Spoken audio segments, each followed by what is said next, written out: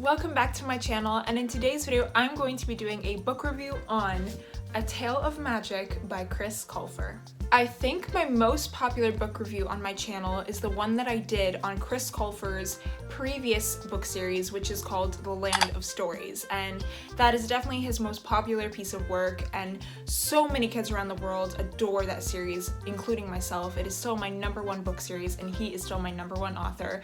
And once I published that book review on that series, I couldn't believe what I saw, because I got so many views and so many comments from kids and parents all over the world saying that they loved the review and that they loved the series, and I felt so warm in this community of readers. And so I love Chris Colfer and I love his books, and now I am back with another one of his books, which now he is back with another new series, and this is the first book of a trilogy. So there's 2 other books that belong to this series, and this is the first one, and I've only read this one so far, and today I'm gonna review it for you guys. However, I will not be giving any spoilers, just like the rest of my book reviews on my channel. Let's get started. I'm in a good mood today, sorry.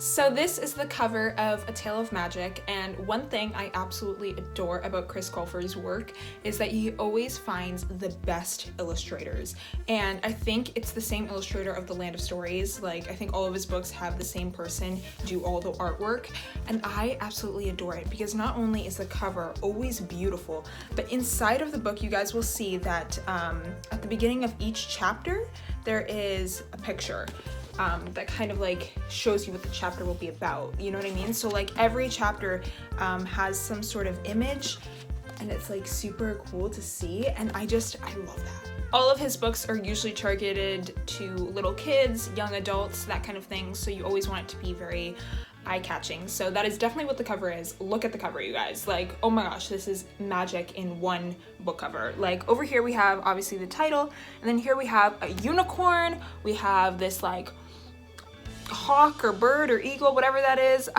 We have a pixie over here, and then we have the main characters here, and then we have a beautiful golden castle in the center of the book cover, and it seems to be surrounded by a beautiful field of flowers and just magical things, and it's just beautiful. It's beautiful. Here is the side of the book. Again, you get a glance of the golden castle. And then back here we have the summary of the book that the author kind of gives you. However, I will not be reading it to you guys. In my book reviews, I usually read the back of the book, so you get a little bit of a, whatever, what is the word I'm looking for? You get a little bit of a summary, yeah.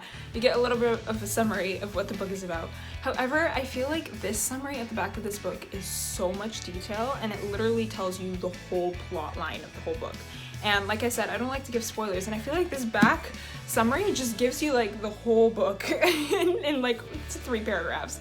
If you do pick up this book and you want to read the back, you are obviously more than welcome to, but however, I think it's just too much explanation. I feel like it literally gives you the whole what the book is about, and I just don't want to do that. I want to give you like a few sentences, and then I'll leave it to you to start reading the book. You know what I mean? With that being said, I thought I would give you guys my own summary of the book, and I think this is all you need to kind of get into the book. You don't need more detail and stuff, because you will get that as you read the book, obviously.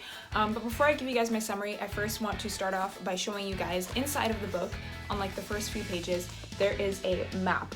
This is usually in every single one of Chris Colfer's books, like his books are very similar, but it is a map of where the story takes place. This book is divided into 4 kingdoms, basically. So this is like kind of the continent, this is the whole map, and over here we have the Southern Kingdom, the Northern Kingdom, the Western Kingdom, and the Eastern Kingdom. And then over here you have the in-between, and here is where it really sparks. So what I like to do when I'm reading this book, or any one of his books, is I like to sometimes flip back to the map as I'm reading, so I can be like, oh, okay, that's where the characters are, and I can just point to where it is, because here he has literally everything labeled. So, A Tale of Magic is a novel about how magic is basically forbidden, in all 4 kingdoms, and kids literally grow up being forced to do everything that the government kind of wants them to do. So girls grow up being forced to go to a school for future wives and mothers, and basically they spend their whole education learning how to be a good wife, a good mother, basically the stereotypical role of a woman in this world, and also sometimes you might have seen that stereotype in our world on Earth. But yeah, so girls are supposed to do that, and then boys are supposed to be raised as like the man of the family, and I don't even know if they go to school like the little boys, but they're just taught to be, you know, the man. And if somehow your child had any kind of magical abilities, and if anybody's seen that or heard about that, that child or that person would be basically punished to death. So they would be punished by death. It's a world where magic is definitely something, like it's a reality, but if you see or hear anybody doing it or practicing it or anything like that, you are punished like unimaginably. Like, it's so harsh. Magic is like seen as a threat, and basically it is not acceptable at all. It's a very, very strict kind of society. And so the main character of this novel is Bristol Evergreen, and she is like 12 or 13. She's like a teen-ish, and she was raised in the Southern Kingdom, and her father is like a high justice, like part of the government, like huge role in the Southern Kingdom's government. And so she was raised in a very, very strict household because her father was part of the government. But soon she realizes she's a fairy and she's capable of magic. Dun, dun, dun. And to a lot of fairies, this is kind of the end, because once they find out that they are magical, you know, somebody will find out along the way and they will be killed. But for Bristol Evergreen, she actually gets a different route, and she meets this magical and mysterious fairy named Madame Weatherberry, and she kind of changes everything. So that's all I'm gonna say. I know that sounded like I told you a lot, but really that is only like a teensy bit of what the book is about, because the book is so beyond that. But what I wanted to say is my heart broke in a million pieces when I realized what this book is actually about. At first, I thought it was just another amazing magic adventure story by Chris Colfer, because most of his books are about magic. I think all of them. And I love that, because kids really, like, I feel like his books are the perfect books to be given to children. They are just so inspiring and beautiful, and I was so lucky to have read these books when I was little, because it really just made me feel so happy as a child, and I feel like children should definitely read his books. But there was something different about this book, and I realized it as soon as I turned to this page, which is literally who he acknowledged the book to. See this little paragraph? Yeah, that's when I found out what this book is really about, because I'm gonna read it to you. To all the brave people who dared to be themselves during a time that didn't accept them, thanks to you, I get to be me. And I couldn't believe what I just read, because oh my gosh, that's when I figured out what his whole goal with this book was, and I'm gonna explain it. If you didn't know, Chris Colfer is gay, and so he always was. Everybody knew that about him. He was an actor kind of before he was a writer. He was on a television show called Glee, and so everybody knew that about him in Hollywood and just all around the world, that he's gay.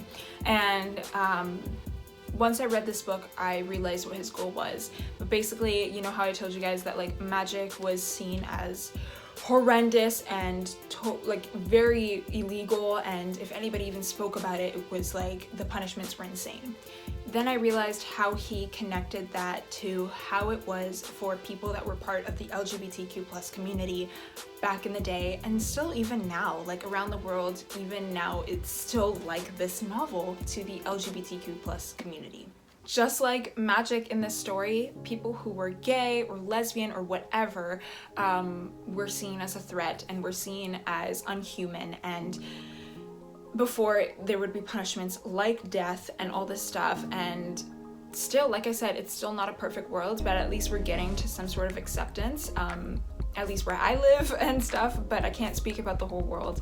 And that's when I realized how he connected our history of Earth and us humans to this novel about magic. And I I felt like sobbing. I still feel like sobbing right now. I could sob right now. And that is why I think Chris Colfer is the perfect author, and he has the perfect books for children, because he really teaches human stuff through like magic and adventure and like kids and like all this stuff, like fairies. Like he teaches like human things like going on in our society through magical stories, and it's just, I couldn't believe how he managed to do that. And I'm gonna read a specific quote that he wrote in one of the chapters here. I have it on a sticky note, because once I was reading this book, I was like, wow, like this opened my eyes. So it is on page 202, and I will not tell you what is going on during this chapter or anything. I'm just gonna read literally one sentence that Madame Weatherberry, one of the characters that I mentioned,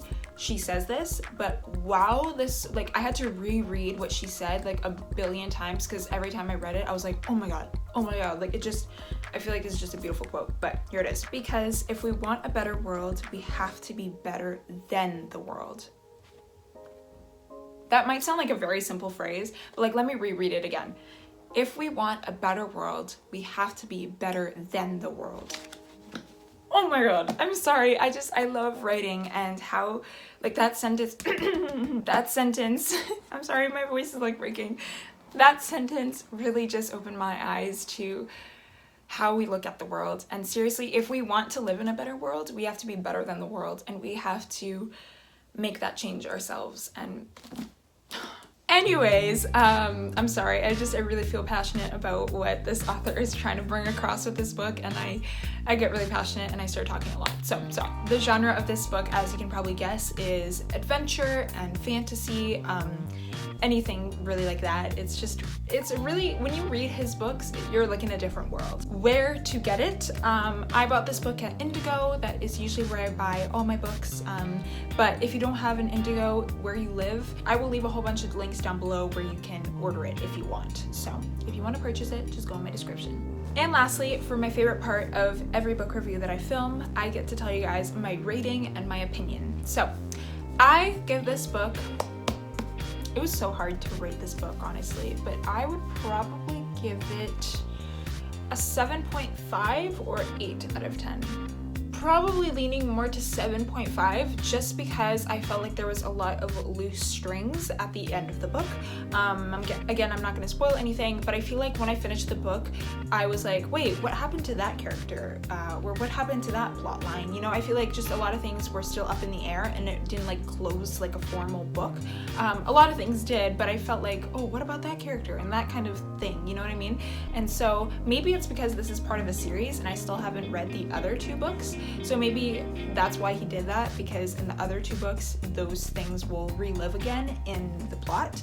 But I still haven't read them, so I can't say for fact, but like, I just feel like he could have made just a little bit of a better ending. However, the ending was still beautiful, and I still, like I said, I loved this book, and I loved what he was trying to bring across with this message, because this is basically a children's kind of novel, and I love how he made it such a big, like, hard topic into something that kids can read. You know what I mean? Like, that's, not everybody can do that. And my only other critique is probably is it called the prologue?